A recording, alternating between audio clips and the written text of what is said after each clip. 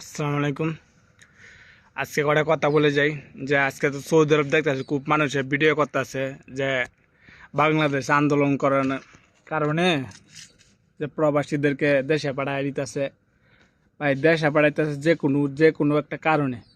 আমি একটা কথা বলি, বছরে একবার যে কোনো রাষ্ট্র থেকে আপনার লোক ছাঁটাই করা হয়। অবৈধ লোক যারা অবৈধ আছে তাদেরকে কিছুটা কমাইতে হয় সব জায়গায়। আপনি মালয়েশিয়া, দুবাই, সৌদি আরব যে কোনো রাষ্ট্রে আপনার বেশি লোক অবৈধ লোক হয়ে গেলে আপনার বছরে লোক ছাড়াই করে। তার জন্য তো হইতে পারে লোক ছাড়াই করতেছে।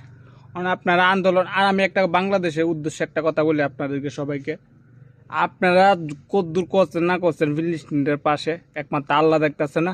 আর কোন দেশ করলো না করলো সেটা তো আমাদের দেখার বিষয় না। আপনি কদ্দূর করছেন ফিলিস্তিনের লাগে, আপনি কদ্দূর পাশে দাঁড়াইতে পারছেন, এটা নিজে করবেন। কোন দেশ দাঁড়াইলো না দাঁড়াইলো এটা আপনাদের দেখে লাভ নাই।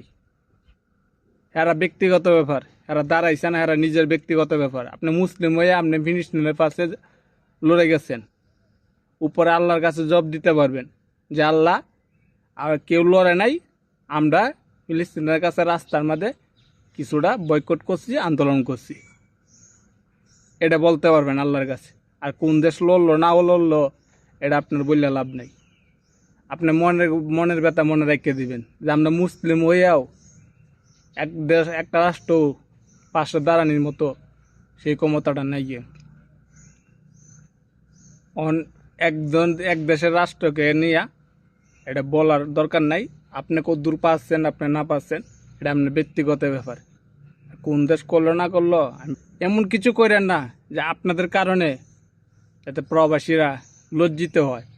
আর যে বাড়ি বলতেছে না যে বাংলাদেশে আন্দোলনের কারণে মোহাম্মদ বিন সালমানকে নিয়ে যখন ছবি টানায়া মুখের মাঝে জুতায় নিক্ষেপ করছে, তার জন্য প্রবাসীদেরকে ফাড়াই দিতেছে, ভাই এটা বুয়া খবর।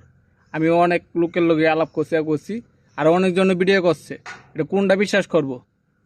এবার বুয়া নিউজ ছড়ায়েন না, প্রবাসীদেরকে হয়রান করে দেন না। আমি একজন মালয়েশিয়ান প্রবাসী, আমি কষ্টটা বুঝি, প্রবাসীর কষ্টটা। আর বছরে একবার লোক ছাঁটাই করা হয় সব জায়গাতেই।